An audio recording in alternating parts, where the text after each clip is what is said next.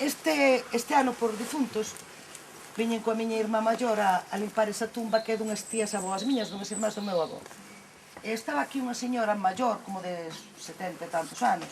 Estaba limpando e dalle prestei unhas tesouras de podar, non me acordo que máis, algo que traíamos nós para limpiar aí, que estaba totalmente invadido polas obras. E pregunteille, e dixo, bueno, conocía a miña mãe e a toda a miña familia, e digolle, mamá contaba sempre de un señor que era secretario do Concello en Madrid, e que mantivera o galego coas fillas, que naceran en Madrid, pero as fillas naquela casa non se falaba máis que galego. Supóse que para ser secretario do Concello de Madrid tiña que falar e dominar tamén ben o castelán. Pois é esta familia. Veredes que hai un médico de 1898. Que morreu, por certo, aos 28 anos. Sí, pois seguiu habendo, era unha casa forte de campo, pois sempre seguiu habendo médicos. De feito, esta señora, a única filla que ten, e os xenros son médicos en Barcelona. E normalmente, pois, queda aquí ata difuntos e marcha, pero para min ver aquel atardecer frío aquí soa, para min foi a imaxe máis completa da soidade do que son estas aldeas, porque ese día normalmente hai moita xente nos cemiterios, aquí non había ninguén. Además, ela me comentou que non había quen puxera porque non vivía ninguén, que non tuvera amañando sepulturas. Ali, onde están enterradas as miñas tías, que esta tumba fixeronla despois, antes estaba no chao, sí, son tías aboas. Está enterrado o meu bisavó Domingo Domínguez Veiga. Ben. Perdón, menino. Ese que era o que trouxo a primeira máquina turbina para... Non, escontocho. No ano 77, en xullo, viñen eu aquí buscar os osos do meu avó. Un señor sacounos, viñen cun sobrinho meu que tiña 14 anos. E leveinos para meter na caixa da miña avó, porque están enterrados no Val do Mar, onde iremos despois. Pero a historia do señor, do Domingo. O que trouxo a luz para aí e para o Val de Lorenzato, todo iso era meu avó. Un tipo moi peculiar, hoxe diríamos un fascista, pero en certas actitudes, pero despois con un sentido da xustiza, e que quixeron matar os propios falanxistas aquí, non sei se coñeces a historia, Lorenzo, onde está? Si, algo infantil. Quixeron non matar, porque dixeron que non deixara limpar. E el estaba de alcalde, nomeado no alcalde, porque sí, tiña que haber orde, además acababan de matar a Calvo Sotelo, que fora compañeiro de colexio del, e aquilo era tremendo, claro. Pero, cando se enterou de que mataran o do Val do Mau, a un señor do Val do Mau, que para facerse con un prado que levaba en aluguer, botaron de conta que se mataban a él, a muller non podería seguir facéndose cargo e que se farían co prado. E entón, o home estuvera unha vez de interventor polo Partido Galeguista, no que tamén era meu pai, curiosamente. Aproveitando eso, mandou no matar unha persoa dali, que ele sabe a historia, e ademais que se deu a circunstancia de que unha neta deste señor casou con un sobrinho neto dun dos culpables da morte do outro. Bueno, un señor subiuse a un árbore para esconderse e tiráronlle como se fose un pombo e matar. Entón, miña mãe, que era unha rapaza nova, foille contar a meu avó, que era o alcalde. Entón, el dixo que nada, que dimitía como alcalde, foi cando dixeron que o iban matar porque non deixaba limpar, e marchou voluntario á guerra, o bando fascista, por suposto, pero dicendo que matar a xente por aí que deso nada. Bueno, pero iso é outra historia.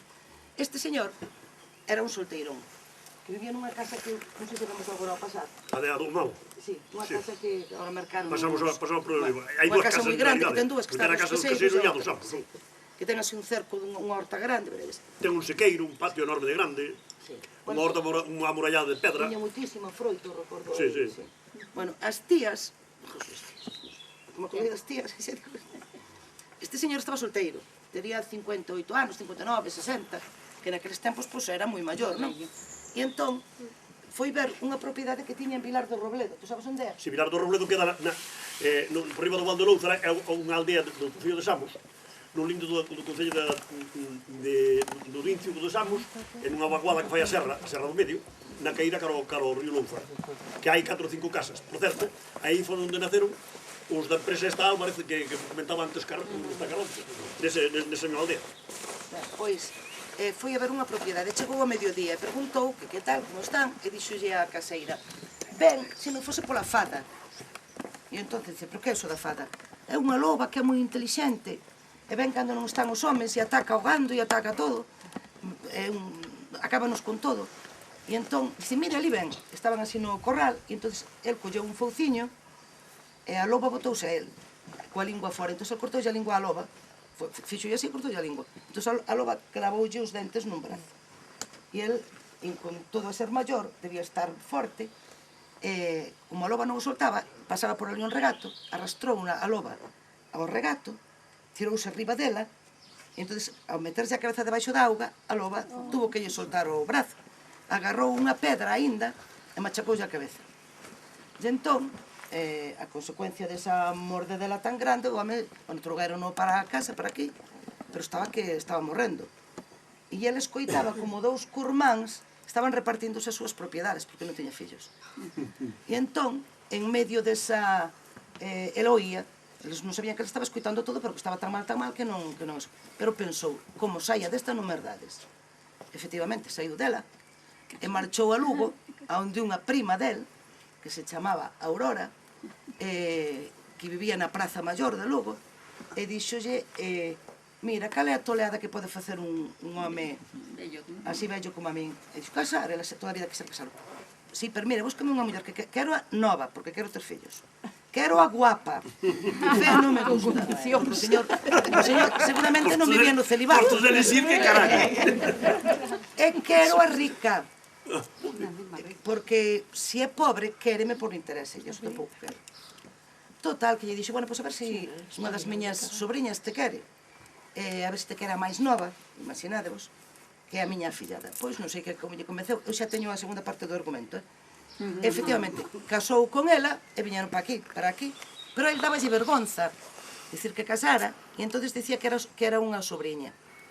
E a xente dicía, sobriña, vamos, o servicio da casa dicía, sobriña será, pero dorme con ela e estálle medrando a barriga. A miña mãe contábame o da fada, e eu dicía, pero mamá, por que lle chamaban fada se era unha loba? Pois non sei, chamabanlle así, sempre contaron así. En que sitio foi onde día atacou a suposta fada? Vilar do Robledo. En Vilar do Robledo. Pero espera a historia. Entonces eu, anos despois, lendo a Bouza Brei e a Vicenta Risco, busco fada. E resulta que decían que a fada era a maldición que lle botaba a unha persoa pola cal se convertía nun animal. Entón, pensaban, está claro que pensaban, que a loba, ao ser tan inteligente como dicían, que iba cando non había homes e lle xogaba as voltas, que debían pensar que fora antes unha persoa. A partir de aí, eu inventei que esa fada fora unha antiga noiva del, coa que non deixaban casar, que por unha maldición familiar pois se convertira en loba, porque as maldicións sempre viñan dos pais, supostamente, e entón ela queixábase porque lle daban pouca carne, entón xa te convertas en loba, que iso existe esa lenda, non? Entón que se convertira en loba. E que el non casaba porque xurara que non morrería, que el solo mesturaría o seu sangue con ela, e que non morrería sin mesturar o seu sangue con ela. Como cando ao morde no brazo, e ella lle machaca a cabeza, o sangue mestúrase polo río, entón xa cumpriu a promesa, además xa vai vendo que se vai alongando polo río e ve a rapaza xa dá conta da historia, e logo chega a Lugo, e cando fai este casamento, que eu fago coincidilo coa chegada do primeiro ferrocarril a Lugo para contrastar toda esas supersticións con un feito moderno. Quero dicir que a partir dunha situación, pero iso toda a vida, eu escoitaba falar do da fada e así foi. Acordou netos, o señor. E era ese? Era Domínguez Alín, enterrado. E despois os parentes que facían a partuxa? Quedaron sin nada. Ah, sí. Outra cosa, mira. Que listo foi, para complementar, mira. Este, por decirlo de estar na terra, Os outros xa contaban. é outra anécdota tamén así de cachoteo, pero entre o pasado e o lugar. Estes carreitos están aquí, como vedes, son bastante antigos.